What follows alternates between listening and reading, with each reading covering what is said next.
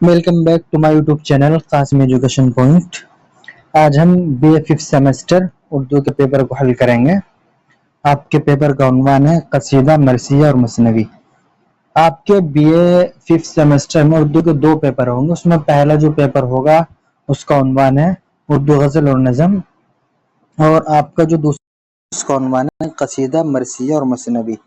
यही इसी उन्वान से मुतालिक आज का पेपर भी है। चलिए हम इसको शुरू करते हैं। पहले हम आपको सरसरी तौर पर सवालात पढ़ के दिखाएंगे, उसके बाद हम इनको तफसील से आपके सामने हल करेंगे। इसके लिए आप हमारे साथ जुड़े रहें। हिस्सा अव्वल, हिदायत। दर्ज झेल सभी सवालों के जवाब दीजिए। देखिए सवाल नंबर 1, दर्ज झेल सवालों के जवाब 50 अल्फाज में तहरीर कीजिए। अब ये सवाल नंबर 1 के जुज़ शुरू हो गए। इसका पहला जुज़ है कसीदा किस ज़बान का लफ्ज़ है और उसके लुग़वी माना क्या है। इसका पहला जुज़ है। चलिए इसका दूसरा जुज़ है कसीदे के 4 मशहूर शुआरा का नाम तहरीर कीजिए। और तीसरा जुज़ है कसीदे का अज्जा तरकीबी बयान कीजिए। और चौथा जुज़ है शामिल निसाब मीर अनीस के मरसिये का एक बंद तहरीर कीजिए। और जिसका आगे है दबिस्तान लखनऊ के 4 मरसिये निगारों का नाम लिखिए। 4 जदीद मरसिये निगारों का नाम तहरीर कीजिए। मसनवी की तारीफ माँ अज्जा तरकीबी लिखिए। सहरुल बयान के किरदारों का नाम तहरीर कीजिए। गुलजार नसीम का ताल्लुक किस दबिस्तान शायरी से है। मिर्ज़ा दबीर का पूरा नाम लिखिए और उनके एक बंद भी तहरीर कीजिए। उनका एक बंद भी तहरीर कीजिए होना चाहिए था, उनके नहीं होना चाहिए था। और आपका हिस्सा दोम शुरू हो गया। हिस्सा दोम, दर्ज झेल में से 3 सवालों के जवाब 200 अल्फाज में तहरीर कीजिए। चलिए आपका पहला सवाल था, उसके जुज़ियात आपके सामने आ गए। आपका दूसरा सवाल है, सवाल नंबर 2, मरसिये का अज्जा तरकीबी का तारुफ पेश कीजिए और रज्ज़ का एक बंद भी मिसाल के तौर पर लिखिए। सवाल नंबर 3, कसीदे के अज्जा तरकीबी का मुफस्सल तारुफ पेश कीजिए और मिसालें भी दीजिए। सवाल नंबर 4, दर्ज झेल मरसिये के बंद की तशरीह मा साक़ो सबाक़ कीजिए। ठंडी ठंडी वो हवाएं, वो बयाबा वो शहर, दम बदम झूमते थे वजद के आलम में शजर। उसने फर्श ज़ुमरुद पे बिछाए थे गोहर, लौटी जाती थी महकते हुए सब्ज़े पे नज़र। दश्त से झूम के जब बाद सबा आई थी, साफ गुंचों के चटकने की सदा आई थी। चलिए सवाल नंबर 5, कसीदे के दर्ज झेल अशार की तशरीह मा सियाक़ो सबाक़ कीजिए। अब सामने मेरे जो कोई पीर व जवां है, दावा न करे ये कि मेरे मुंह में ज़बां है। मैं हज़रत सौदा को सुना बोलते यारो, अल्लाह अल्लाह रे क्या नज़्म बयां है। इतने में क्या अर्ज़ के फरमाइए हज़रत, आराम से कटने की तरह कोई भी यहाँ है। चलिए सवाल नंबर 6, मसनवी के दर्ज झेल अशार की तरह मा साक़ो सबाक़ कीजिए।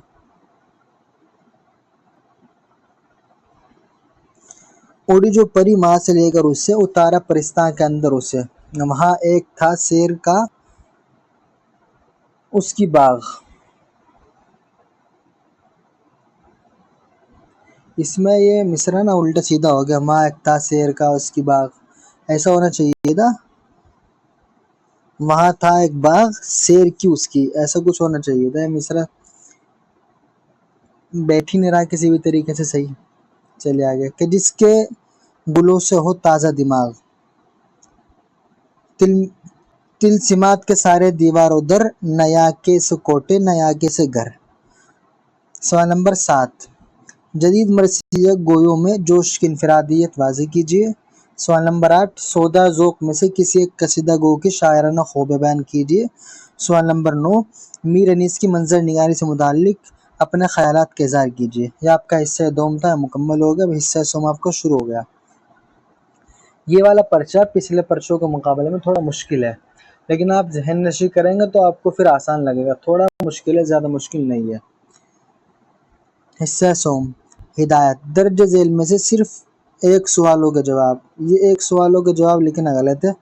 सवालों बोला जाता है जमा के लिए, आपने इसको इस्तेमाल किया है यहाँ पे वाहिद के लिए। अब आपने पहले वाहिद लिख दिया कि एक सवालों के जवाब कैसे कह सकता है। इसमें आएगा दर्ज झेल में से सिर्फ एक सवाल का जवाब। यहाँ पे सवालों की जगह होना चाहिए सवाल और के की जगह होना चाहिए के, सॉरी के की जगह होना चाहिए का। के तो लिखा हुआ ही है। सिर्फ एक सवाल का जवाब 500 अल्फाज में तहरीर कीजिए। ये सही है, 500 अल्फाज में तहरीर कीजिए। इससे पहले हमने जो पर्चाल करा था उसमें लिखा था मुमतहिन ने 500 अल्फाज में। एक सवाल का जवाब, एक सवालों का जवाब 500 अल्फाज में तहरीर कीजिए। इससे पहले वाले पर्चे में ये था। इन्होंने एक गलती की है, उसने दो की थी। इन्होंने लिखा एक सवालों के जवाब होना चाहिए था, एक सवाल का जवाब। उन्होंने तो एक सवालों के जवाब भी लिखा था और 500 भी लिखा था। उन्होंने सही लिखा है, एक सवाल का जवाब 500 अल्फाज में दीजिए। चलिए सवाल नंबर 10, कसीदे की तारीफ़ और आगाज़ और इर्तिक़ा से मुताल्लिक़ मज़मून कलमबंद कीजिए। सवाल नंबर 11, मसनवी की तारीफ़ और उसके आगाज़ और इर्तिक़ा पर अपने ख़यालात का इज़हार कीजिए। सवाल नंबर 12, मीर हसन या दयाशंकर नसीब में से किसी एक की मसनवी निगारी पर मामिसाल अपनी राय का इज़हार कीजिए। सवाल नंबर 13, मरसिये का फ़न से मुताल्लिक़ अपने ख़यालात को तफसील से लिखिए। यह आपका पेपर था, ये मुकम्मल हो चुका है। अब हम इसको तफसील से आप हज़रात के सामने पेश करेंगे। चलिए सवाल नंबर 1, कसीदा किस ज़बान का लफ्ज़ है और उसके लुग़वी माना क्या है? जवाब, कसीदा अरबी ज़बान का लफ्ज़ है और ये लफ्ज़ कस से मुश्तक़ है जिसके माना है इरादा करना। इसका बहुत आसान जवाब है, अरबी ज़बान का लफ्ज़ है और उसके माना है इरादा करना, और ये लफ्ज़ कस से निकल कर आया है।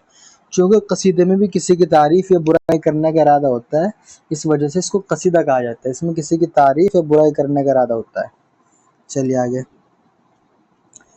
सवाल नंबर 2, कसीदे के 4 मशहूर शुआरा का नाम तहरीर कीजिए। जवाब, इसका जवाब भी बहुत आसान है। उर्दू के मशहूर कसीदा निगार शुआरा ये हैं। ये एक कसीदा लिखने वाले मीर तकमीर सिराज औरंगाबादी, अनीस मिर्ज़ा दबीर और जो अल्ताफ़ हुसैन हाली। बहुत आसान जवाब है, कसीदे के 4 मशहूर शुआरा ये हैं। चलिए आगे सवाल नंबर 3,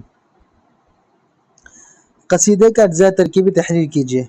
जवाब, कसीदे का अज्जा तरकीबी तकरीबन 5 है। पहले तो आप आसान अल्फाज में समझ लीजिए कसीदा किसको कहते हैं। कसीदा ऐसे अशार को कहते हैं जिनमें किसी की तारीफ़ या बुराई करने का इरादा किया गया हो। कसीदे में असल चीज़ जो होती है या तो किसी की तारीफ़ या तो किसी की बुराई, ये कसीदे में असल चीज़ होती है। अब जब किसी की तारीफ़ या बुराई की जाती है तो उससे पहले भी कुछ होता है, उसके बाद भी कुछ होता है। तो इन्हीं 5 चीज़ों से मिल कर के कसीदा तैयार होता है। सबसे पहले जो कसीदा का जुज़ है वो है तमहीद या नसीब कह लो, तशबीब कह लो, तीनों नाम है। हमने तीनों को जिक्र कर दिया। सबसे पहले इसका जुज़ है तमहीद। अब आप देखिए कि तमहीद किसको कहते हैं। ये तमहीद जो होता है कसीदा का इब्तिदाई हिस्सा होता है। इसमें शायर हुस्न व इश्क, बहार व ख़ज़ां किसी यादगार कैफियत का जिक्र करता है। यानी जब कसीदा शुरू करेगा या कोई भी अशार कहना है शायर शुरू करता है तो वो एक माहौल क्रिएट करता है, एक माहौल पैदा करता है जिसमें वो इश्क की बातें करने लगेगा या हुस्न खूबसूरती की बातें करने लगेगा या मौसम पे बात करेगा या बहार पे या ये जो ज़माने का माहौल चल रहा है उस पे, मौजूदा हाल पे बातें करेगा। तो ये सिर्फ माहौल बनाने के लिए होता है इब्तिदाई हिस्सा, जिसको हमने तमहीद कहा है, तशबीब कहा है, नसीब कहा। इसको ये होता है इब्तिदाई हिस्सा। यानी जब वो किसी की तारीफ़ या बुराई करना चाह रहा है तो पहले अवाम में एक माहौल पैदा कर रहा है, ये है वो तमहीद। अच्छा जी, दूसरी जो चीज़ है वो है गुरेज़। नसीब यानी तमहीद से असल मुद्दा मदाह या हिजो वगैरह की तरफ मुनासिब रब्त के साथ इंतकाल को गुरेज़ कहते हैं। इसकी मिसाल हमने बाद में दी, आपको समझ में आएगा। ऐसा होता है जब आप समझ लीजिए कि कसीदे में आपको किसी की तारीफ़ करनी है। अब सबसे पहले आपने तमहीद शुरू की है, यानी कि आपने मान लो मोहब्बत पे या इश्क पे बातें शुरू कर दी माहौल बनाने के लिए, तो आपकी तमहीद हो गई। अब आपको असल जो आपका मकसद है वह है किसी बादशाह की तारीफ़ करना, तो आप सीधा इश्क पे बातें करते करते बादशाह की तारीफ़ तो नहीं कर रहे हैं, बल्कि कुछ ऐसे अशार कहेंगे कि आने वाले अशार से उसका रब्त जुड़ जाए। इसी को गुरेज़ कहते हैं।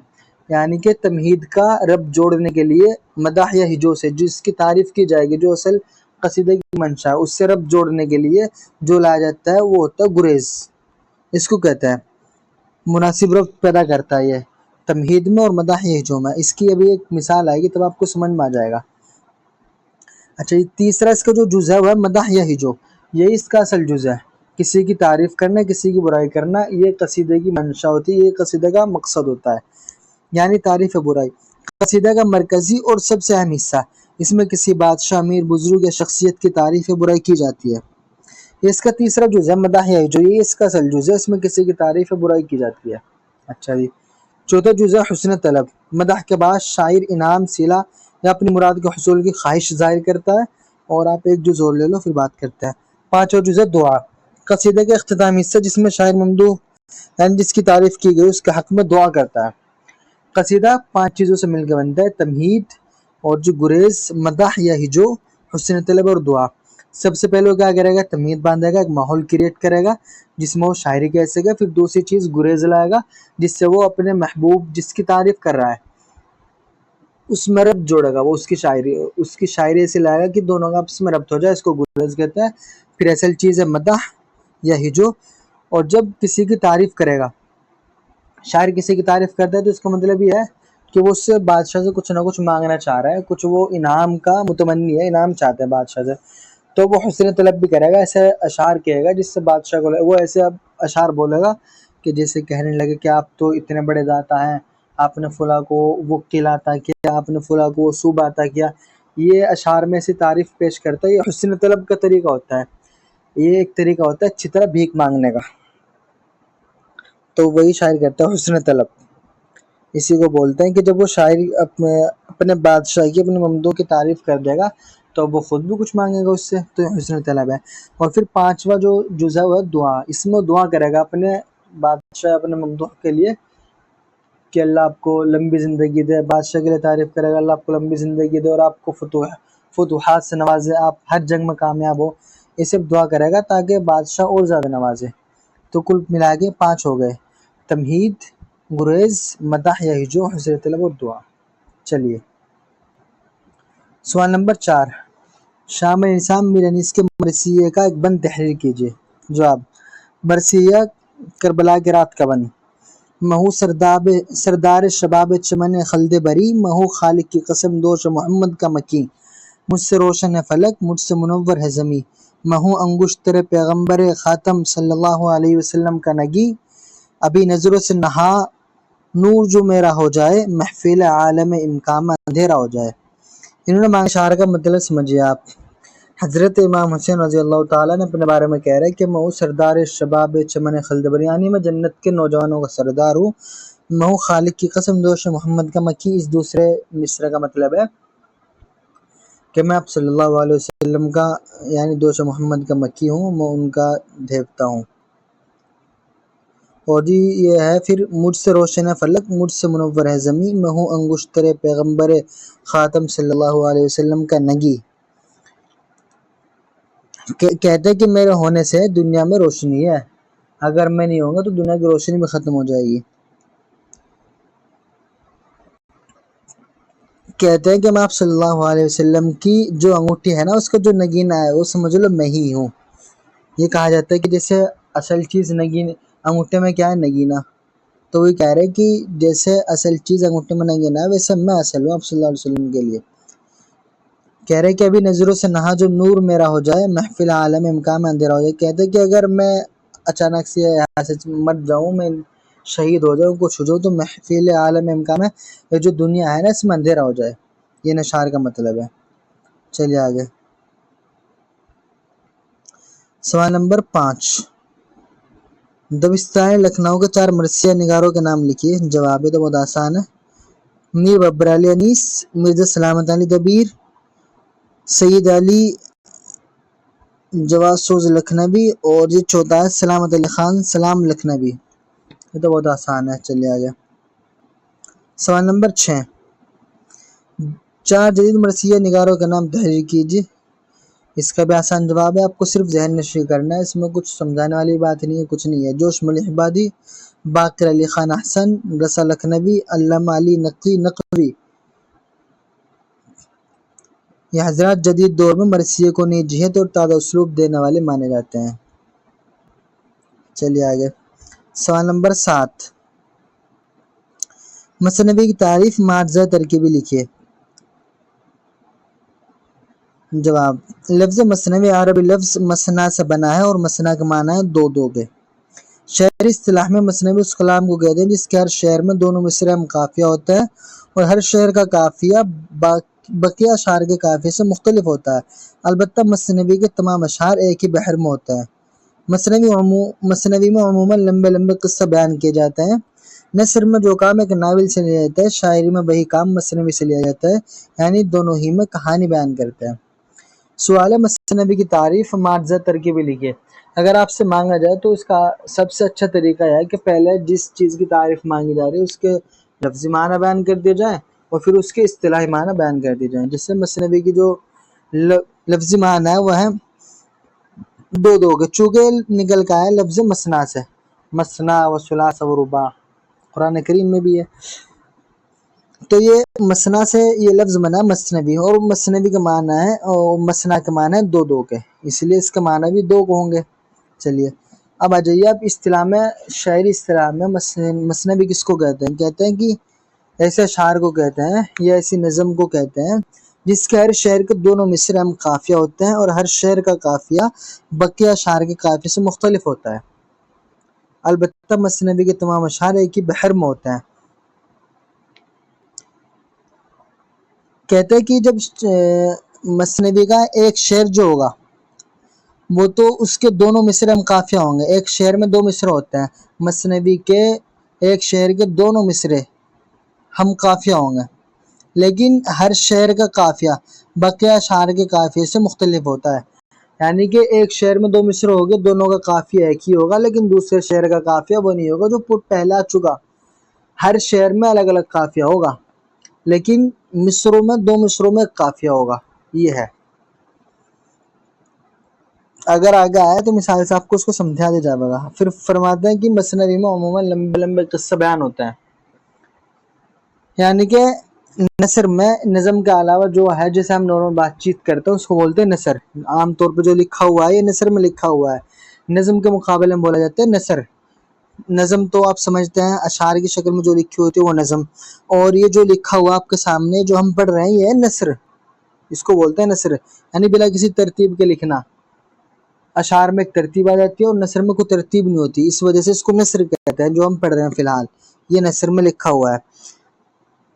تو کہتے ہیں کہ نثر میں جو کام ناول سے لیا جاتا ہے، جیسے ناول میں شعر و شاعری نہیں ہوتی، اس میں ایک لمبی کہانی بیان کی جا رہی ہے الفاظ کے ساتھ، بکھرے ہوئے الفاظ کے ساتھ ایک کہانی بیان ہوتی ہے، تو کہتے ہیں کہ اس میں مثنوی میں وہی کام لیا جاتا ہے، شاعری میں یہ کام مثنوی سے لیا جاتا ہے۔ مثنوی کا یہ کام ہے کہ اس میں عموماً، ویسے تو اس کی کوئی تعداد مقرر نہیں ہے کہ کتنے اشعار ہوں گے، کم ہوں گے، زیادہ ہوں گے، مثنوی میں چھوٹے بڑے تمام طرح کی مثنوی پائی جاتی ہے۔ چلیے آگے، اب اجزاء ترکیبی دیکھ لیجیے آپ۔ مثنوی میں لازمی طور پر 5 بنیادی اجزاء ہوتے ہیں، کچھ ناقدین نے انہیں کو مزید تفصیل میں توڑ کر 8 اجزاء بنا دیے۔ ہم آپ کو سمجھائیں گے کہ کیسے ہوتا ہے۔ آپ کتاب میں پڑھیں گے کہیں کو آپ کو 5 لکھا ہوا ملے گا، کہیں کا آپ کو 8 لکھا ہوا ملے گا، اس لیے ہم نے دونوں کو بیان کر دیا تاکہ آپ کی سمجھ میں آسانی سے آ جائے کہ مثنوی میں کتنے اجزاء ہوتے ہیں۔ تو مثنوی میں لازمی طور پر 5 اجزاء ہوتے ہیں، کسی نے انہیں اجزاء میں سے بڑا چڑھا کر ان کو 8 کر دیا۔ ابھی بتاتا ہوں کیسے ہوتا ہے۔ چلیے سب سے پہلا جو جز ہے وہ ہے تمہید، آغاز، دیباچہ، دعا۔ یہ تو آپ بہت آسان ہے، کس کو کہتے ہیں؟ تمہید، یعنی ماحول بنانے کے لیے جو شاعر اشعار پیش کرتا ہے وہی تمہید ہوتی ہے، یا آغاز کہہ لو اس کو، یا دیباچہ کہہ لو، یا دعا کہہ لو، کچھ ہی کہہ لو۔ اچھا جی، پھر ہوتا ہے تشبیب، یا اس کو مقدمہ کہہ لو، اس کو کہتے ہیں کسی اور موضوع سے اصل قصے کی طرف لانا۔ جیسے سب سے پہلے تمہید میں شاعر حسن و عشق کی باتیں کرتا ہے، بہار کی، موسم کی، خزاں کی، سب باتیں کرتا ہے، یہ ہوگا۔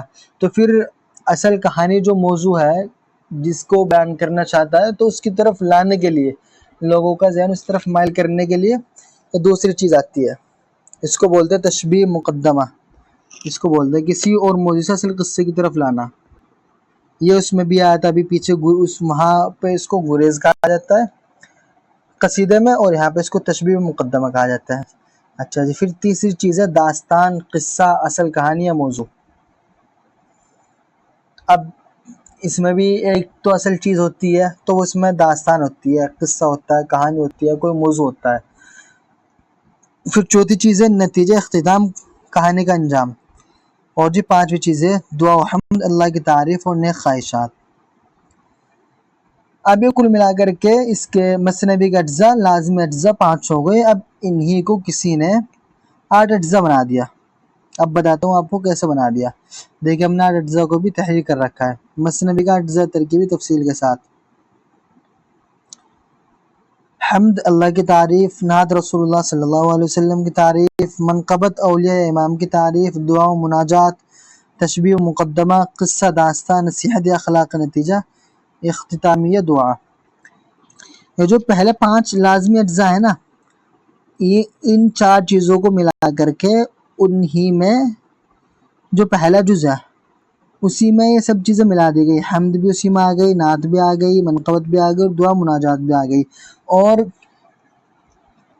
بہت سے شعراء نے ان کو الگ الگ کر دیا، اس وجہ سے وہ کہتے ہیں کہ اس کے مثنوی کے 8 اجزاء ہیں، اور جن لوگوں نے ان کو ایک ہی جز بیان کیا وہ کہتا ہے کہ مثنوی کے 5 اجزاء ہیں، لازمی طور پر 5 اجزاء ہیں۔ پھر دوسرا جز آ گیا تشبیہ مقدمہ، اور جی تیسرا جز آ گیا قصہ داستان، چوتھا جز آ گیا نصیحت یا اخلاق کا نتیجہ، اور 8واں جز آ گیا اختتامیہ دعا۔ تو یہ کل ملا کر کے 8 اجزاء کہہ لو ان کو یا 5 اجزاء کہہ لو، کیونکہ شروع کے 4 کو پہلے والوں نے صرف ایک جز کہا ہے کہ حمد، نعت، منقبت، دعا، مناجات، یہ ایک ہی جز ہے، انہوں نے ان کو الگ الگ کر دیا، اس وجہ سے یہ زیادہ ہو گئے۔ چلیے آگے، سوال نمبر 8، صحیح البیان کے کرداروں کے نام تحریر کیجیے۔ جواب، مرکزی کردار شہزادہ بے نظیر جو کہانی کا مرکزی کردار ہے، شہزادی بدر منیر قصے کی سب سے اہم کردار جو حسن و خوبی اور نزاکت کی پیکر ہے۔ دیگر کردار، ماروخ پری ایک پری جو خوبصورتی، عشق اور انتقام کے جذبات میں گرفتار ہوتی ہے۔ نجم النساء وزیر زادی جو شوخ اور متحرک کردار ہے۔ بادشاہ، شہنشاہ گیتی پناہ جو بے نظیر کے والد ہیں، فیروز شاہ جنوں کا بادشاہ۔ یہ اس کے مثنوی صحیح البیان کے اہم کردار ہے۔ یہ آپ کو تبھی سمجھ میں آئے گا جب آپ مثنوی صحیح البیان پڑھیں گے۔ ہم نے اس سے پہلی ویڈیو میں آپ کو مثنوی صحیح البیان باقاعدہ دکھائی، آپ اس کو پڑھ سکتے ہیں۔ اس سے پہلی 2-3 ویڈیو میں ہم اس کو دکھا چکے ہیں، اس وجہ سے یہاں اس کو دکھانا صحیح نہیں ہے۔ البتہ ہم نے چونکہ سوال ہے صحیح البیان کے کرداروں کا نام تحریر کیجیے جو مرکزی کردار ہے، وہ ہم نے آپ کے سامنے بیان کر دیا ہے۔ چلیے آگے، اب سوال نمبر 9، گلزار نسیم کا تعلق کس دبستان شاعری سے ہے؟ اس کا آسان جواب ہے مثنوی گلزار نسیم پنڈت دیا شنکر نسیم کی تخلیق ہے۔ دیا شنکر نسیم کا تعلق دبستان لکھنؤ سے ہے۔ جب یہ بات ثابت ہو گئی کہ گلزار نسیم کا تعلق، اس سوال ہے گلزار نسیم کا تعلق کس دبستان شاعری سے ہے، تو ہم نے جواب دے دیا کہ یہ مثنوی گلزار نسیم پنڈت دیا شنکر نسیم کی تخلیق ہے۔ اور پھر ایک بات یہ آ گئی دیا شنکر نسیم کا تعلق دبستان لکھنؤ سے ہے، تو ظاہر سی بات ہے گلزار نسیم کا تعلق بھی دبستان لکھنؤ سے ہوگا، چونکہ گلزار نسیم کو جس نے لکھا ہے پنڈت دیا شنکر نسیم نے، ان کا تعلق دبستان لکھنؤ سے ہے، تو ان کی جو تخلیق ہے اس کا تعلق بھی تو لکھنؤ اس سے ہی ہوگا، دبستان لکھنؤ سے۔ آسان جواب ہے۔ چلیے سوال نمبر 10، مرزا دبیر کا پورا نام لکھیں اور ان کا ایک بند بھی تحریر کیجیے۔ جواب، مرزا دبیر کا پورا نام مرزا سلامت علی دبیر تھا، یہ تو آسان جواب ہے۔ اب ایک بند لے لیجیے آپ بس، مرزا دبیر کا ایک بند۔ اب جو روئے فلک نے گرداں کیا، شفق رنگ عرق سے دامن چاک، رنگ زرد تھا چاند کا جس وقت، اب ادھر بھی کچھ اور ہے ادھر خاک، آرزو تھی کہ دشت پر ساہو ابر غم بھی مگر نہ پرغمناک، تھی مثال قمر وہ چہرہ جو اب قمر کا بھی چہرہ ہے بے باک۔ یہ اس کا ایک بند ہے، آپ اس کو یاد کر سکتے ہیں۔ چلیے آگے، آپ کا حصہ اول مکمل ہوگا، اب آپ کا حصہ دوم شروع ہو گیا یہاں سے۔ چلیے حصہ دوم کا پہلا سوال، سوال نمبر 1، مرثیے کے اجزاء ترکیبی کا تعارف پیش کیجیے اور رجز کا ایک بند بھی مثال کے طور پر لکھیے۔ جواب، مرثیے کے اجزاء ترکیبی کا تعارف، اس کے اجزاء ترکیبی چہرہ، سراپا، رخصت آمد، رجز، جنگ، شہادت اور نوحہ، یہ کل ملا کر کے تقریباً 8 اجزاء ترکیبی ہے۔ سب سے پہلا انہوں نے پوچھا ہے کہ مرثیے کے اجزاء ترکیبی کا تعارف پیش کیجیے اور رڈز کا ایک بند بھی مثال کے طور پر لکھیے. تو ہم نے ہر ایک کا تھوڑا تھوڑا تعارف پیش کیا ہے. سب سے پہلا ہوتا ہے چہرہ. بھائی یہ اس کو آپ تمہید کہہ لو، چہرہ کہہ لو، آغاز کہہ لو، دیباچہ کہہ لو، کچھ ہی کہہ لو. یہ مرثیے کا ابتدائی حصہ ہوتا ہے جس کے اندر شاید دنیا کی بے ثباتی اپنی شاعری کی تعریف، حمد و نعت اور منقبت وغیرہ کا اشعار پیش کرتا ہے. پہلے تو آپ سمجھ لو مرثیہ کس کو کہتے ہیں. مرثیے کا اصل کام ہے کسی شہید پر، کسی مرنے والے پر ایسے اشعار کیا ہے جن سے رنج و غم کا اظہار ہو، یعنی کسی مرنے والے پر اشعار کے ذریعے رنج و غم کا اظہار کرنا، یہ کہلاتا ہے شعری اصطلاح میں مرثیہ. اب آپ کو سمجھ میں آئے گا. تو اس میں کل ملا کر کے ایسے اشعار میں 8 چیزیں ہوتی ہیں، 8 جزوں سے مل کر، 8 اجزاء سے مل کر ایک مرثیہ تیار ہوتا ہے. پہلا ہوتا ہے چہرہ، یعنی کہ تمہید قائم کرنا، ایک ماحول پیدا کرنا.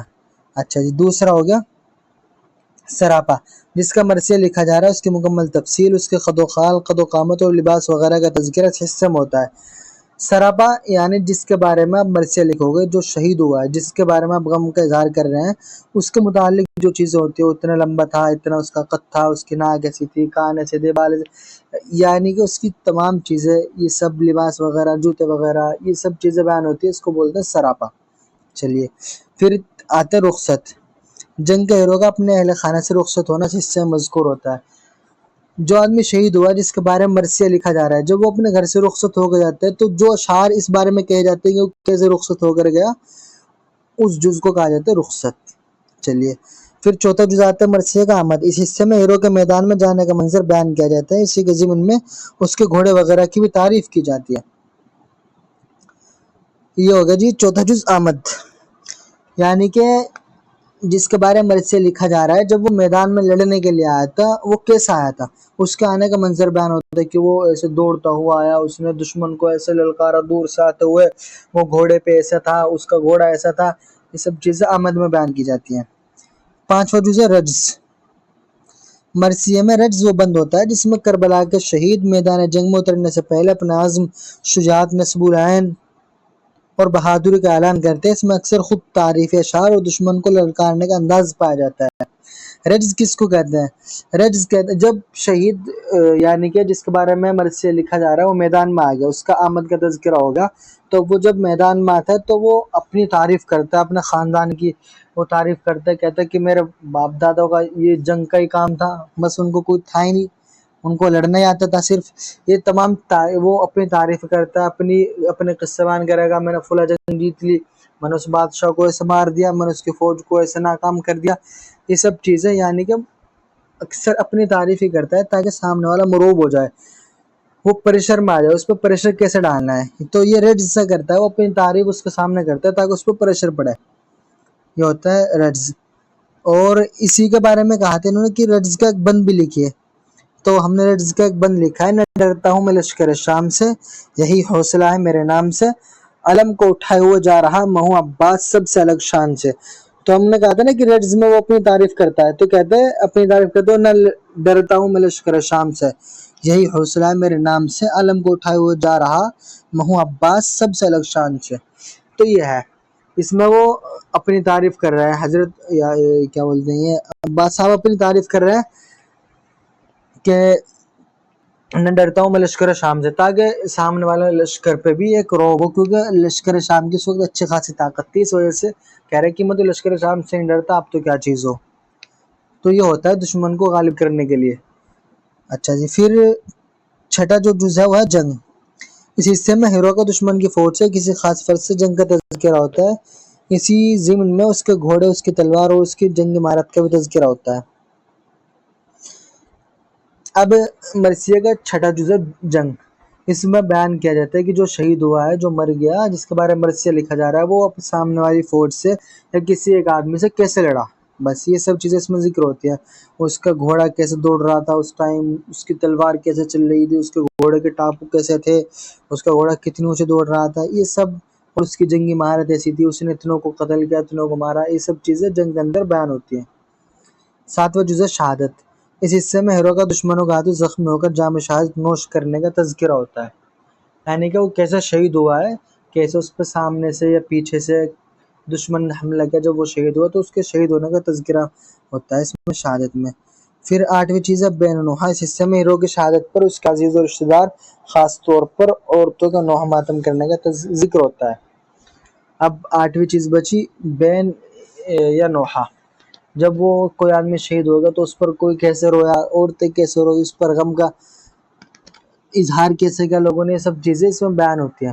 تو کل ملا کر کے مرثیے کے تقریباً 8 اجزاء ہوتا ہے: چہرہ، سراپا، رخصت آمد، رجز، جنگ اور شہادت، بین یا نوحہ۔ کل ملا کر کے 8 اجزاء ہو گئے، ان 8 اجزاء سے مل کر ایک مرثیہ تیار ہوتا ہے۔ چلیے آگے سوال نمبر 2، قصیدے کا اجزاء ترکیبی کا مفصل تعارف پیش کیجیے اور مثالیں بھی دیجیے۔ قصیدے کا اجزاء ترکیبی 5 ہے۔ نمبر 1 تشبیب، تمہید، حسن آغاز، اور جی دوسرا ہے گریز، مداح جو یہ تو پہلے بھی آ گئے تھے، اس میں ایک سوال تھا قصیدے کا اجزاء ترکیبی تحریر کیجیے، اب انہوں نے مانگا قصیدے کا اجزاء ترکیبی کا مفصل تعارف پیش کیجیے اور مثالیں بھی دیجیے۔ ہم نے اس سے پہلے جو ذکر کی تھی ہم نے بھی صرف اجزاء کا ذکر کیا تھا، ہم نے بھی ان کے بارے میں کچھ نہیں لکھا تھا، کوئی تعارف پیش نہیں کیا تھا، البتہ یہاں تعارف مانگا، اسی وجہ سے ہم نے وہاں چھوڑ کر کے یہاں پہ لکھ دیا ہے۔ تو سب سے پہلا جز ہو گیا تمہید، قصیدے کا ابتدائی حصہ ہوتا ہے، شاعرہ فطرت، محبوب، بہار ہے کسی اور موضوع سے ابتدا کرتے ہیں تاکہ قصیدہ دلکش اور جاذب نظر بنے، اس حصے کو نصیب بھی کہا جاتا ہے۔ یہ تو ہو گیا تھا، تو آسان ہے بالکل۔ مثال اب سمجھیے آپ، چمن میں بہار آئی تو ہر شاخ نے نیا روپ دھارا، فضا میں خوشبوؤں کا طوفان چھا گیا۔ یہ ہوتا ہے جیسے ہم نے بتایا تھا نا کہ شاعر سب سے پہلے کیا کرے گا، تو حسن و عشق کی باتیں کرے گا، تو بہار کی اور موسم کی باتیں کرے گا، اس میں وہ بہار کی اور موسم کی باتیں کر رہا ہے۔ کہتے ہیں کہ چمن میں بہار آئی تو ہر شاخ نے نیا روپ دھارا، فضا میں خوشبو کا طوفان چھا گیا۔ چلیے اب دوسری چیز ہے گریز، اب سمجھیں گے اب گریز کیسا ہوتا ہے، ہم نے کہا تھا کہ آگے سمجھائیں گے، اب سمجھے۔ یہ غصہ ہے جہاں شاعر تمیز سے اصل موضوع کی طرف رخ کرتا ہے، یہ ربط قائم کرنے کے لیے نہایت اہم حصہ ہے، ورنہ قصیدہ بے ربط معلوم ہوگا۔ سمجھ اب کیسے ہوگا۔ مثال گلوں کی بہار اور فصل طرب کے ذکر کے بعد اب نظر ہے اس سخی کی جانب جو ہر مشکل کو آسان کرتا ہے۔ قصیدے میں اصل کیا ہوتا ہے، کسی کی تعریف ہے برائی کرنا، یہ اصل ہے، یہ تیسرا جز ہے قصیدہ کا اور یہی اصل ہے۔ سب سے پہلا ہے کہ تمہید باندھے گا، وہ یعنی کہ ماحول کریٹ کرنے کے لیے حسن و عشق کی باتیں کرے گا، بہار موسم کی، وہ اس نے کر لی۔ اب ڈائریکٹ کسی بادشاہ کی تعریف نہیں کر سکتا، جیسے اب یہ تعریف والا شاعری ہے، وہی ہے جو اندھیروں میں روشنی بانٹ دیتا ہے، وہی ہے جو مصیبت میں سب کا سہارا بنتا ہے، یہ ایک بادشاہ کی تعریف کی ہے شاعر نے۔ اب آپ دیکھیے کہ اگر یہ والا شعر چمن میں بہار آئی تو ہر شاخ نے نیا روپ دھارا، فضا میں خوشبو کا طوفان چھا گیا، اگر اس کے بعد سیدھا اس شعر کو لایا جائے وہی ہے جو اندھیروں میں روشنی بانٹ دیتا ہے، وہی ہے جو مصیبت میں سب کا سہارا بنتا ہے، تو ان کا کوئی تال میل نہیں بنتا۔ اسی کا تال میل جوڑنے کے لیے، اسی کا ربط پیدا کرنے کے لیے بیچ میں ایک یہ شعر لایا گیا، اسی کو گریز کہتے ہیں کہ گلوں کی بہار اور فصل طرب کے ذکر کے بعد اب نظر ہے اس سخی کی جانب جو ہر مشکل کو آسان کرتا ہے۔ یہ سخی سے مراد کون ہے؟ وہ بادشاہ جس کی وہ تعریف کر رہا ہے۔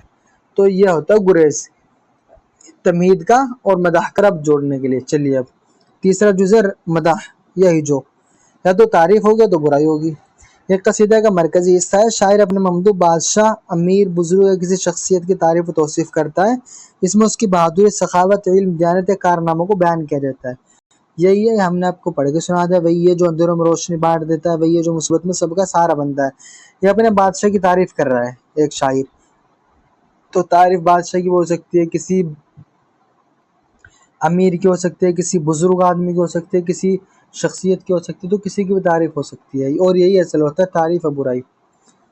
چوتھی چیز ہے حسن طلب، جب وہ کسی کی تعریف کر رہا ہے تو اس کے مطلب اس کے پیچھے کچھ تو وجہ ہوگی، تو یہ حسن طلب۔ قصیدے کا آخری حصے میں شاعر ایسے اشعار پیش کرتا ہے، ایسے اشعار کہتا ہے جن کا مقصد اپنے ممدوح سے صلہ و بخشش اور اعزاز و اکرام طلب کرنا ہوتا ہے۔ دیکھیے مثال، اے کرم کے سمندر، تیری سخاوت کی بارش سے محروم نہ رہوں، میرے دامن میں بھی تیری عنایت کا چراغ روشن ہو۔ یہ دیکھیے بھیک مانگنے کا انداز کتنا شاندار ہے۔ اے کرم کے سمندر، تیری سخاوت کی بارش سے محروم نہ رہوں، میرے دامن میں بھی تیری عنایت کا چراغ روشن ہو۔ یہ ہوتا ہے سلیقہ، ہوتا ہے مانگنے کا بھی، ہر کسی کا بس کا نہیں ہوتا۔ اللہ حفاظت فرمائے ان سب چیزوں سے۔ تو یہ ہوتا ہے حسن طلب، یعنی کہ اب جب اس نے تعریف کر دی تو اس سے بادشاہ سے کچھ مانگے گا بھی، تو یہ ہے مانگنے کا طریقہ. چلیے پھر اب وہ اس کی تعریف بھی کرے گا. مانگ تو لیا. اب قصیدے کا آخر میں شاعر ممدوح کے لیے دعائے کلمات پیش کرتا ہے، مثلا عمر درازی، کامیابی، فتح و نصرت وغیرہ کی دعا. دیکھیے مثال لیجیے: اللہ کرے تیری سلطنت ہمیشہ قائم رہے، تیرا نام عزت و عظمت کے ساتھ زندہ رہے. اب اس کے لیے دعا کر رہا ہے. تو قصیدہ ان 5 چیزوں سے مل کر بنتا ہے: تمہید، گریز، مدح یا ہجو، اور حسن طلب اور دعا. یہ آسان، ہم نے 5 کی مثال بھی پیش کر دی اور آپ کو بآسانی سمجھ میں بھی آ گیا ہوگا. چلیے سوال نمبر 3. درج ذیل مرثیہ کے بند کی تشریح ما سیاق و سباق کیجیے. ٹھنڈی ٹھنڈی وہ ہوائے، وہ بیاباں وہ سحر، دم بدم جھومتے تھے وجد کے عالم میں شجر. اوس نے فرش زمرد پہ بچھائے تھے گوہر، لوٹی جاتی تھی لہکتے ہوئے سبزے پہ نظر. دشت سے جھوم کے جب باد صبا آئی تھی، صاف غنچوں کے چٹکنے کی صدا آئی تھی. چلیے آپ سیاق و سباق لیجیے، پھر اس کے بعد ان اشعار کی تشریح ہوگی. زیر نظر اشعار مرثیہ کے ایک بند سے تعلق رکھتے ہیں. مرثیہ ایک ایسی صنف شاعری ہے جو کربلا کے واقعے اور اہل بیت کی شہادت کے بیان کے لیے مخصوص ہے. مرثیہ میں اکثر آغاز میں قدرتی مناظر اور صبح شام کی کیفیات بیان کی جاتی ہے تاکہ فضا کو غم انگیز بنایا جائے اور پھر سانحہ کربلا کے اصل واقعے کی طرف لے جایا جاتا ہے. اچھا جی، اس سیاق کو سباق لیجیے. اب کہتے ہیں کہ یہ جو لیے گئے نا، یہ مرثیہ سے لیے گئے ہیں. یہ جو اشعار لیے گئے ہیں تو یہ مرثیہ کا ابتدائی حصہ ہے، کیونکہ اب مرثیہ کا ابتدائی حصہ ہوتا ہے اس میں ماحول ہی بنایا جاتا ہے. اس کو تمہید کہتے ہیں. تمہید اس میں ماحول بنانے کے لیے موسم کی باتیں ہوں گی، فضا کی باتیں ہوں گی، سروش کی باتیں ہوں گی. تو اس میں یہ جو اچھے اشعار ہیں ان میں شاعر نے وہی باتیں کی ہیں. تو یہ اس کا سیاق و سباق ہے کہ مرثیے میں شروع کی، مرثیے کا ایک بند ہے اور مرثیے کے شروع میں یہ حسن کی، عشق کی، بہار کی یا موسم کی بات ہوتی ہے. شاعر نے وہی سب باتیں اس میں کی ہیں. اچھا جب ان کی تشریح لیجیے. ان اشعار میں شاعر نے صبح کے وقت کا دلکش منظر پیش کیا ہے. ٹھنڈی ہوا، سبزہ، اوس کے قطرے، جھومتے درخت اور کھلتی کلیاں، سب مل کر فطرت کی ایک حسین و جمیل تصویر بناتے ہیں. اس طرح شاعر سامع کو مسحور کر کے آگے مرثیہ کے حصے کی طرف لے جاتا ہے.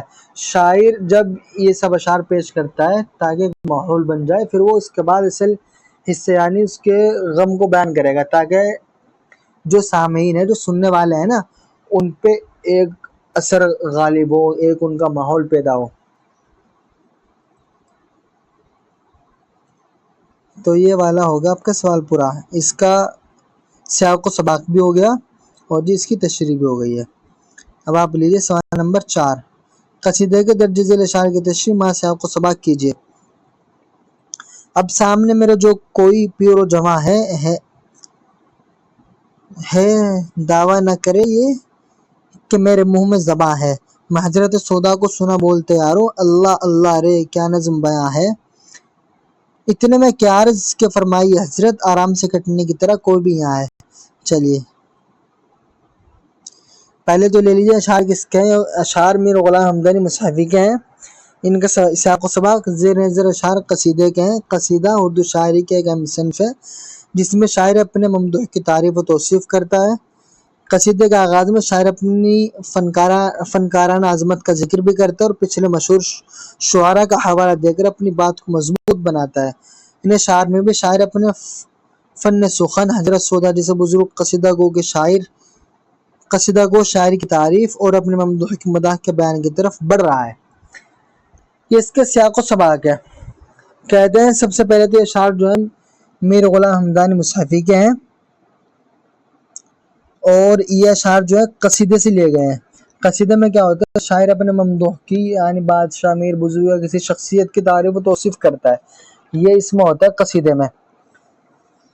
تو کہتے ہیں کہ قصیدے کا آغاز میں اپنی فنکارانہ عظمت کا ذکر بھی کر رہا ہے اور پچھلے مشہور شعراء کا حوالہ دے کر جو اس سے پہلے شاعر گزر چکے ان کا حوالہ دے رہا ہے تاکہ میری بات ہی مضبوط ہو.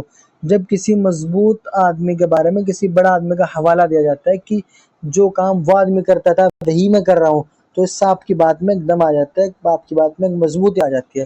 تو وہی یہ کہتا ہے کہ حضرت سودا جیسے بزرگ ان کو میں نے سنا ہے. اب ان اشعار کا مطلب بھی آپ سمجھیے. سب سے پہلے اس کا سامنے میرے جو کوئی پیر و جواں ہے ہے دعویٰ نہ کرے کہ میرے منہ میں زباں ہے.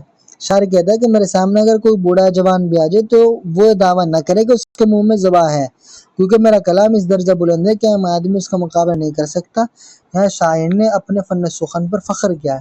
اب سمجھے، آپ کہتے ہیں کہ میرے سامنے کوئی بوڑھا یا جوان آ کر کے دعویٰ نہ کرے کہ اس کے منہ میں زبان ہے، کہ جیسے آپ بول رہے ہو، یعنی کہ کوئی آگے دعویٰ نہ کرے کہ جیسے شاعر صاحب آپ بول رہے ہو ایسے تو ہم بھی بول سکتے ہیں، ہمارے منہ میں بھی زبان ہے.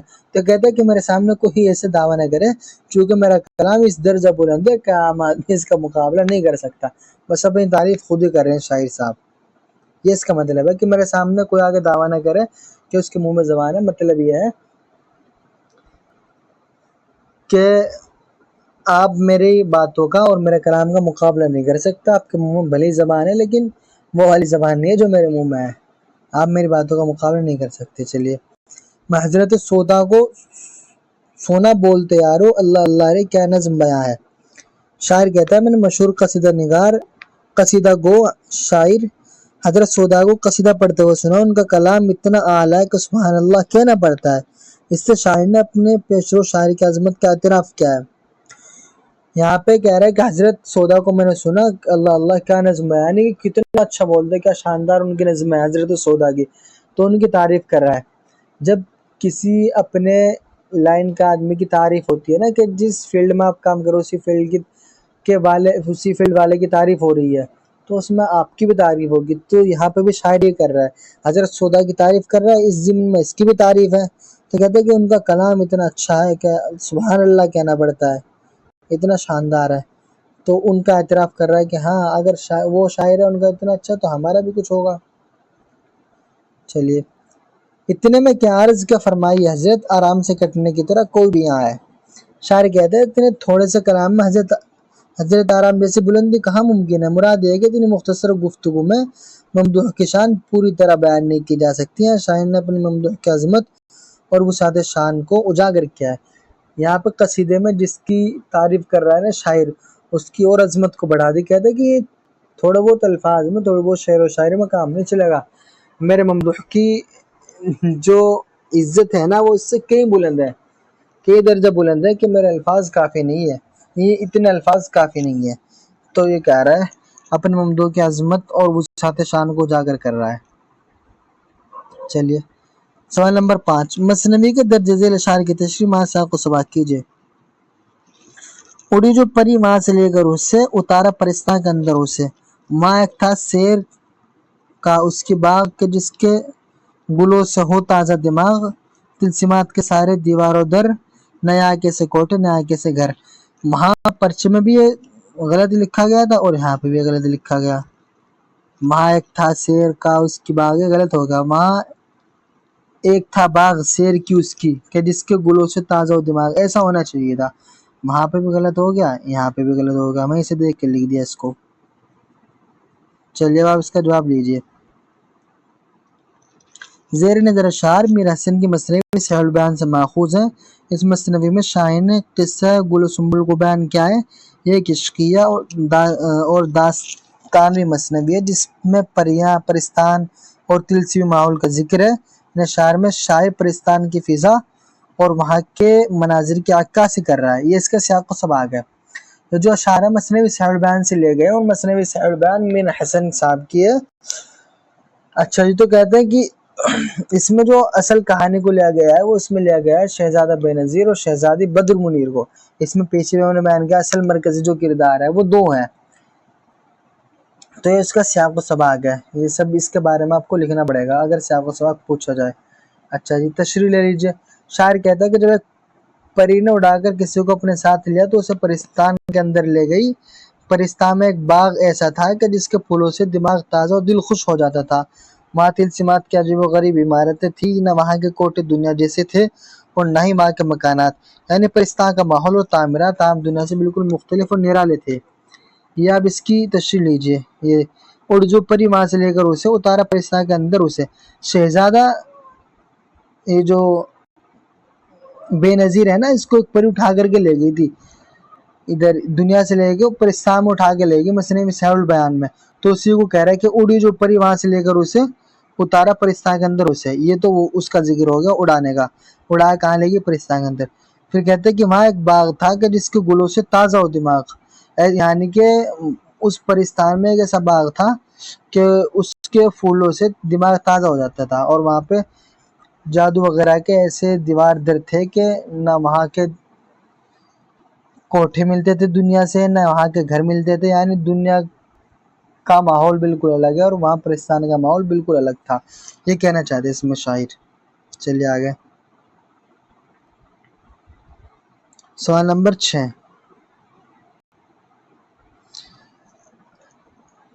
جدید مرثیہ گویوں میں جوش کی انفرادیت واضح کیجیے۔ جدید مرثیہ گویوں میں جوش ملیح آبادی کی انفرادیت۔ جوش ملیح آبادی کا شمار جدید مرثیہ نگاروں میں نمایاں حیثیت رکھتا ہے۔ ان کے مرثیوں میں دبیر و ناس کی کلاسیکی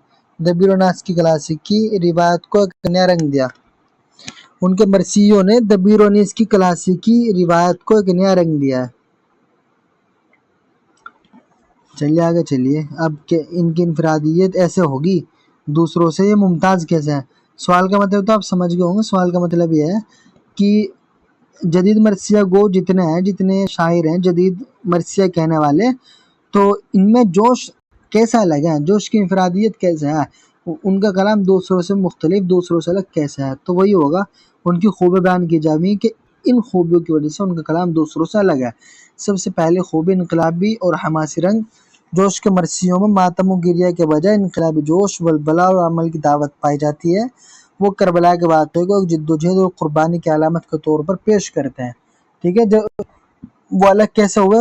وہ الگ اس طرح ہوئے کہ جو مرثیہ کہنے والے وہ سب کے سب غم کا اور ماتم کا ذکر کرتے تھے اپنے مرثیے میں، لیکن انہوں نے انقلابی جوش، ولولہ اور عمل کی دعوت دی۔ اچھا جی، اور انہوں نے کربلا کے واقعے کو ایک جد و جہد اور قربانی کی علامت پیش کیا کہ دیکھو قربانی یہ ہوتی ہے، یہ انہوں نے پیش کیا ہے۔ اچھا جی، دوسری ان کی خوبی ہے جو ان کو دوسرے مرثیہ گو سے الگ کرتی ہے، وہ یہ ہے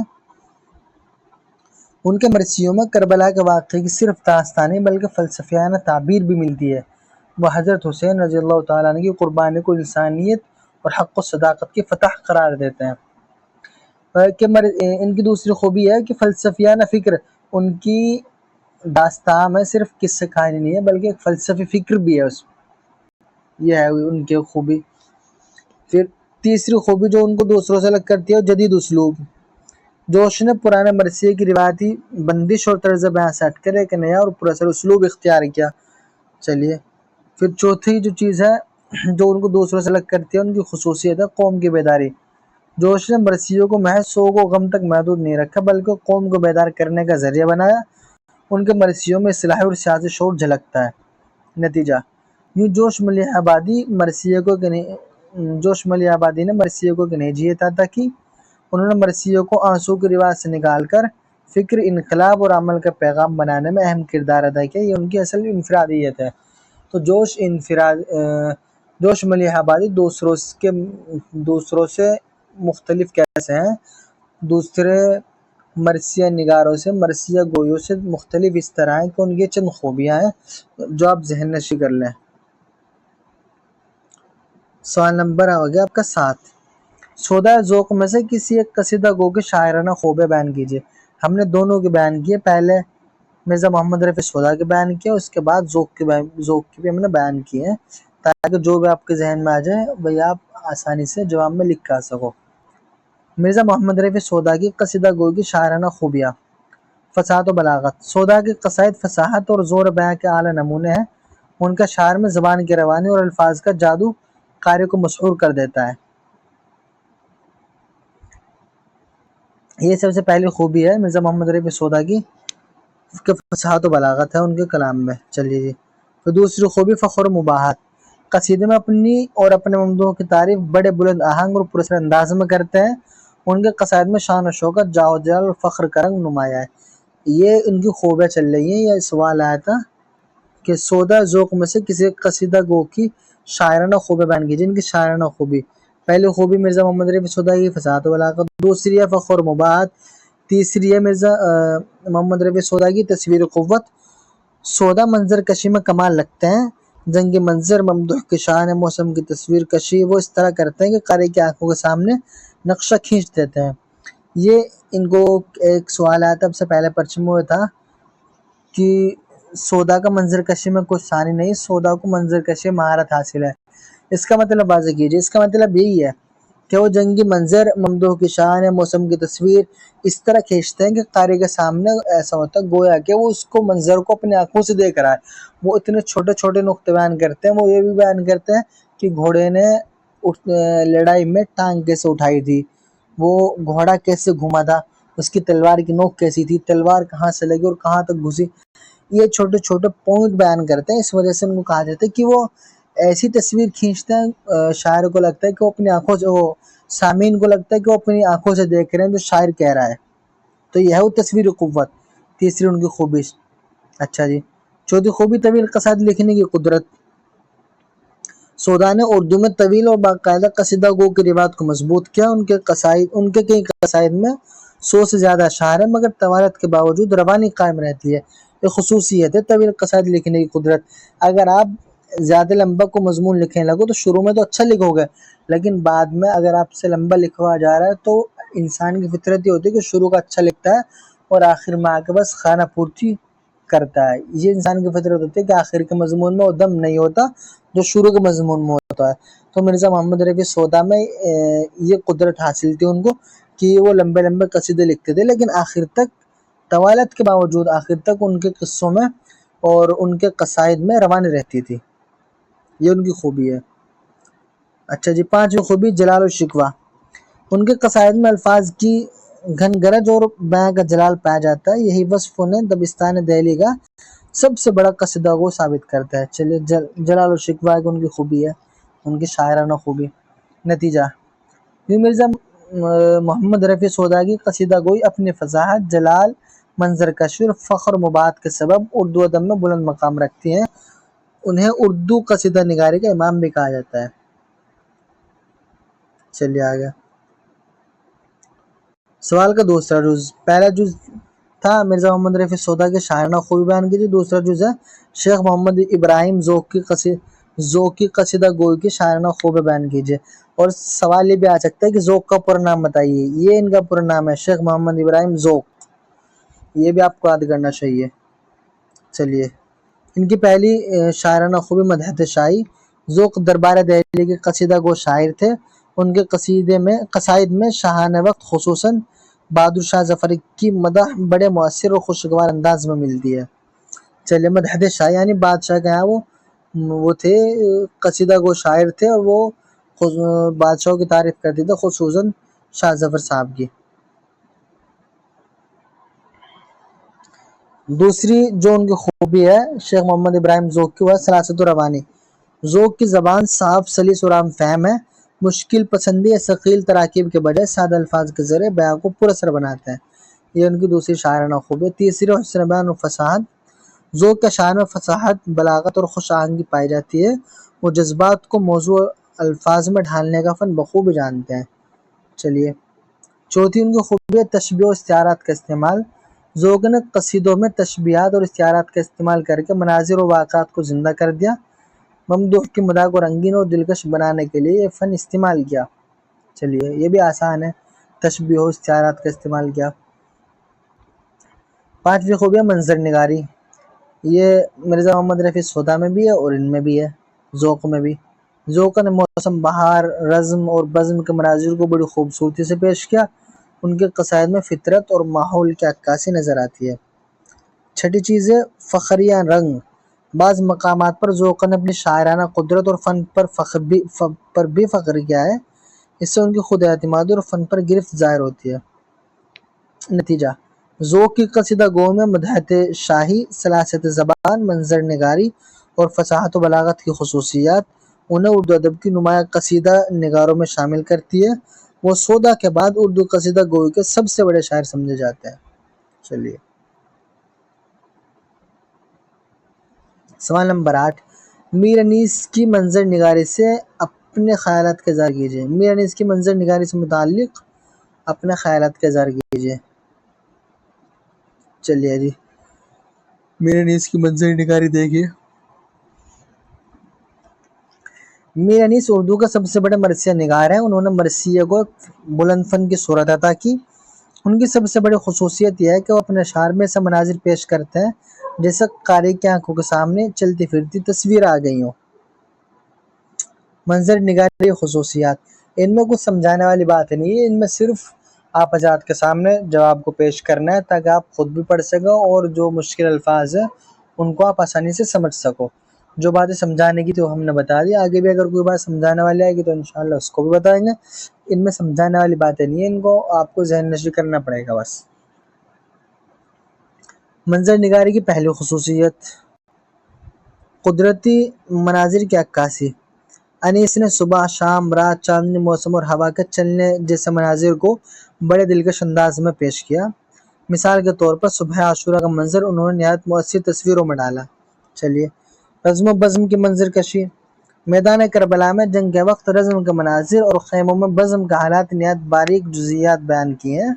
گھوڑوں کی ٹاپ، تلواروں کی جھنکار اور جنگ کی فضا قاری کو محسوس ہوتی ہے۔ چلیے، جزئیات نگاری، انیس کے مرثیوں میں چھوٹی چھوٹی باتوں کو بڑی مہارت سے بیان کیا گیا ہے، جیسے خیموں کی ترتیب، شہزادوں کا لباس، عورتوں اور بچوں کے حالات وغیرہ۔ اس سے آگے چلیے آپ، مبالغہ اور حسن بیان، منظر نگاری میں مبالغہ کا بھی سہارا لیتے ہیں لیکن اس طرح کہ حقیقت سے قریب محسوس ہو۔ ان کے بیان میں فصاحت اور بلاغت کمال درجے کی ہے۔ چلیے، جذبات کی منظر کشی،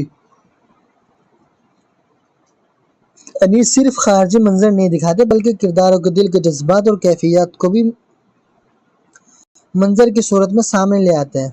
رخت آمیز مناظر دل کو گداز کر دیتے ہیں۔ نتیجہ، یوں میر انیس منظر نگاری اردو مرثیے کی جان ہے۔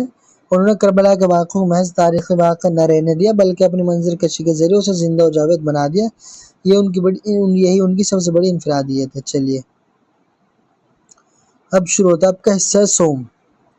آپ کے 2 حصے مکمل ہو گئے، اب آپ کا حصہ سوم شروع ہو گیا۔ سوال نمبر 9، اب ہم اس کو جلدی جلدی پورا کریں گے چونکہ اس میں سمجھانے والی باتیں نہیں ہیں، اس میں آپ کو صرف ذہن نشی کرنا اور آپ کو پڑھنا ہے بس۔ قصیدے کی تعریف اور آغاز اور ارتقاء سے متعلق مضمون قلم بند کیجیے۔ قصیدے کی تعریف تو پہلے بھی آئی تھی شاید۔ قصیدہ، لفظ قصیدہ عربی کا مادہ قصد سے ماخوذ ہے جس کے معنی ارادہ کرنا۔ چلیے، تو ہو گیا تھا۔ اصطلاح ادب میں قصیدہ ایک ایسی صنف سخن ہے جس میں شاعر کسی خاص مقصد کے تحت مدح، ہجو و فخر یا کسی بڑے واقعے کا بیان کرتا ہے۔ قصیدہ عموماً طویل نظم ہوتی ہے اور اکثر حمد باری تعالی، نعت رسول صلی اللہ علیہ وسلم یا کسی بادشاہ، سردار یا بزرگ کی مدح سے آغاز پاتا ہے۔ اچھا جی، قصیدے کی تعریف، لفظی تعریف ہو گئی، اصطلاحی تعریف ہو گئی۔ اب قصیدے کا آغاز لے لیجئے اور اس کا ارتقاء بھی آئے گا۔ قصیدے کا آغاز، اس کی ابتدا عربوں کے دور جاہلیت میں ہوئی جہاں قصائد میں سرداروں کی بہادری اور قبائل کی شان و شوکت بیان کی جاتی تھی۔ اسلام کے بعد قصیدہ نعتیہ اور حمدیہ رنگ میں ڈھل گیا۔ حضرت کعب بن زہر کا قصیدہ بنت سعاد اس کی روشن مثال ہے۔ اردو میں قصیدہ فارسی کے ذریعہ دکن کے شعراء نے اس کی ابتدا کی۔ ولی اور میر نے اسے اپنایا۔ اصل عروج سودا کے ہاتھوں آیا جنہیں اردو کا سب سے بڑا قصیدہ گو مانا جاتا ہے۔ ان کے بعد ذوق نے درباری قصیدہ گوئی کو جلا بخشی۔ جدید دور میں حالی اور اکبر الہ آبادی نے قصیدے کو اصطلاحی اور ملی رنگ دیا۔ چلے، قصیدے کا آغاز کہاں سے ہوا؟ قصیدے کا آغاز عربوں کے دور جاہلیت میں ہوا تھا۔ وہاں قصیدے میں جو کہا جاتا تھا اس میں قبائل کی شان بیان کی جاتی تھی۔ پہلے قبیلے ہوتے تھے، عربوں کے یہاں قبیلے ہیں بہت مشہور، یہ سب چیزیں تو بہت مشہور ہیں۔ پہلے قبیلے ہوتے تھے، اب زیادہ تر برادری واد آ گیا، تو پہلے قبیلے ہوتے تھے، اس میں ایک دوسرے کی تعریف کی جاتی تھی قصیدے میں۔ تو یہ قصیدہ جو ہے عربی سے نکلا ہے، عرب کے یہاں سے نکل کے آیا، عرب سے نکلا فارسی میں، فارسی کے راستے میں آئے اردو میں۔ اب اردو میں اس کو دکن کے شعراء نے اس کی ابتدا کی، ولی اور میر نے اسے اپنایا۔ اصل عروج سودا کے ہاتھوں آیا، یہ ہے۔ اردو میں کیسا آیا اب آپ سمجھ لیجئے، عربی سے فارسی میں آیا، فارسی سے یہ اردو میں آیا، اور کیسا آیا؟ دکن کے شعراء نے اس کی ابتدا کی اور جی ولی اور میر نے اسے اپنایا۔ اصل عروج سودا کے ہاتھوں آیا، یہ اس کی ابتدا اور اس کا آغاز ہے۔ اچھا جی، یوں قصیدہ عرب سے اردو تک ایک طویل ارتقائی سفر طے کر کے فکری و فنی طور پر ایک ہمہ صنف بن گیا۔ اب اس کا ارتقا دیکھ لو، اب کیسے کیسے ہوا ارتقا، یعنی اس کو بلندی کیسے ہوئی۔ ابتدا میں قصیدہ محض مدح و ہجے تک محدود تھا، یعنی جب عرب میں تھا تو ایک قبیلہ اپنے قبیلے کی تعریف کرتا تھا اور دوسرا اس کی برائی کرتا تھا، تو یہ سب چل رہا تھا۔ سب سے پہلے قصیدے میں تعریف اور برائی ہوتی تھی، اپنے قبیلے کے ایک آدمی تعریف کرتا تھا اور دوسرا اس قبیلے کی برائی کرتا تھا، پھر یہ اس کی برائی کرتے تھے۔ تو قصیدہ کا یہ کام تھا کہ ایک دوسرے کی تعریف کرنا اور برائی کرنا، شروع میں یہ کام تھا۔ پھر دیکھیے فارسی اثر کے تحت قصیدے میں تصوف، اخلاق اور حکمت بھی شامل ہوئے۔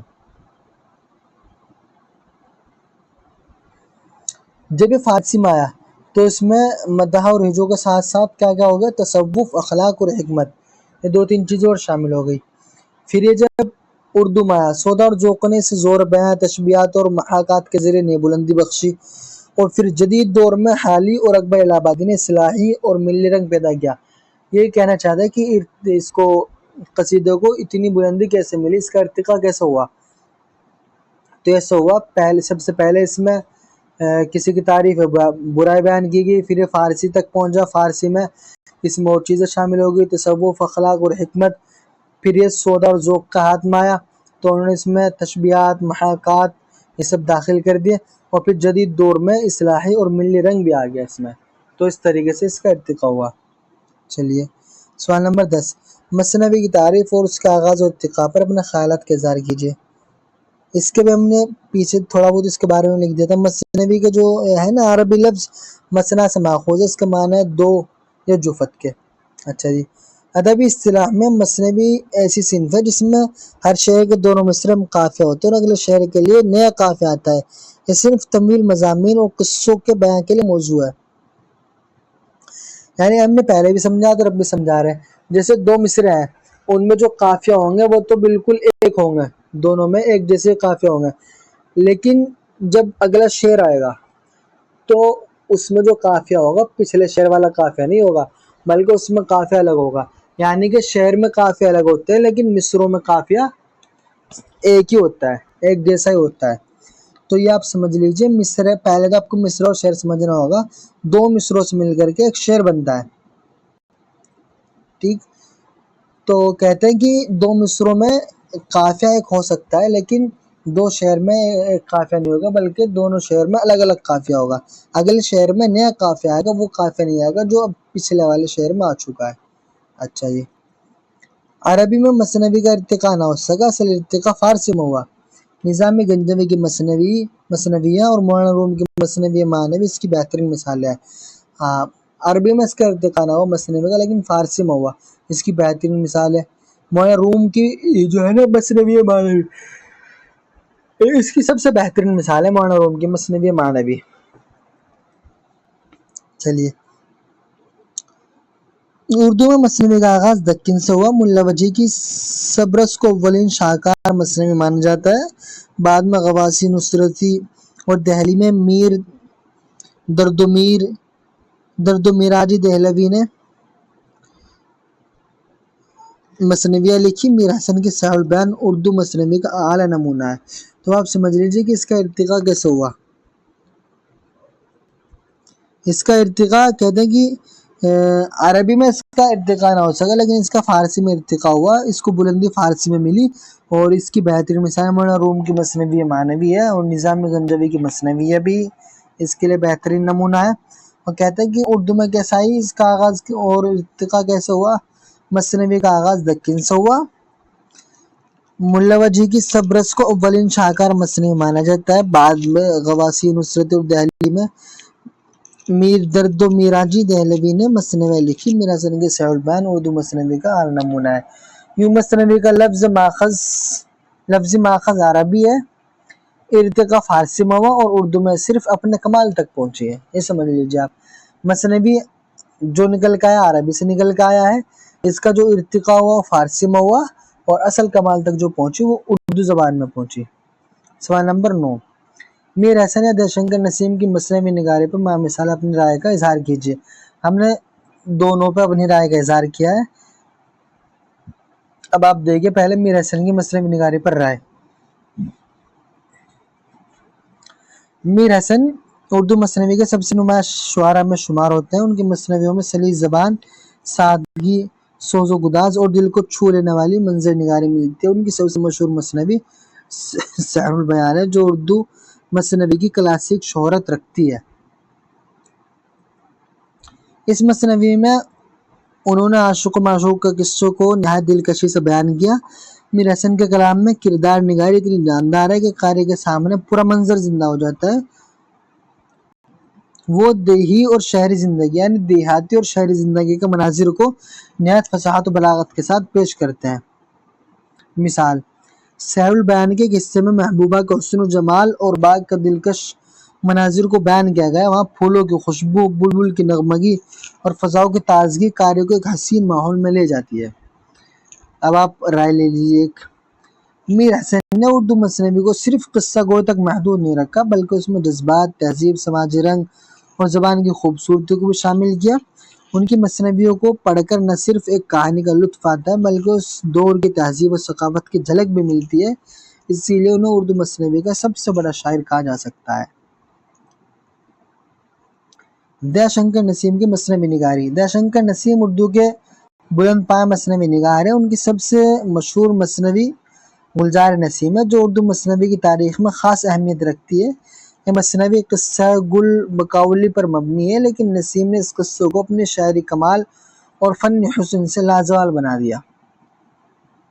नसीम की मसनवी में ज़बान की शगुफ्तगी और लताफत, वाक़ात की दिलकश और तसलसल, किरदारों की भरपूर तस्वीर कशी और मंजर निगारी की ताजगी मिलती है।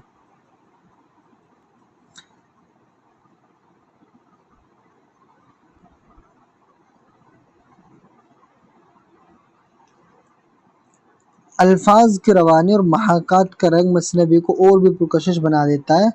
उनके यहाँ जज्बात को बड़े सलीके से पेश किया गया है और मुकालमे इस कदर मुअस्सिर हैं कि कारी को ड्रामाई कैफियत का एहसास होता है। मिसाल, नसीम में ये गुलजार नसीम में जब बकावली पहली मरतबा ज़ाहिर होती है, तो नसीम ने उसके हुस्न और जमाल को इस अंदाज में बयान किया कि कारी हैरत में डूब जाता है। अल्फाज की रवानी और महाकात का रंग मसनवी को और भी पुरकशिश बना देता है। एक राय ले लीजिए आप। दयाशंकर नसीम ने गुलजार नसीम के ज़रिए उर्दू मसनवी को एक अदबी शाहकार अता किया। उनका असल कमाल यह है कि उन्होंने महज किस्सा बयान नहीं किया, बल्कि उसमें शायराना नज़ाकत, तख़य्युल की परवाज़ और मंजर निगारी का हुस्न शामिल किया। इस तरह उन्होंने मसनवी को महज कहानी से निकाल कर आला फ़न पारे की सतह पर पहुँचा दिया। मुख्तसर ये कि मीर हसन की मसनवी सहरुल बयान सादगी, जज्बात और तहजीबी पहलुओं की नुमाइंदा है, और नसीम की गुलजार नसीम फ़नी नज़ाकत, मंजर निगारी और ड्रामाई कैफियत की मज़हर है। और यहाँ पे आपका ये पेपर मुकम्मल हो गया। इंशाल्लाह फिर किसी दूसरे पेपर में दूसरी वीडियो के साथ मिलते हैं। इस हमारे साथ जुड़ने के लिए बहुत बहुत धन्यवाद, बहुत बहुत शुक्रिया आपका।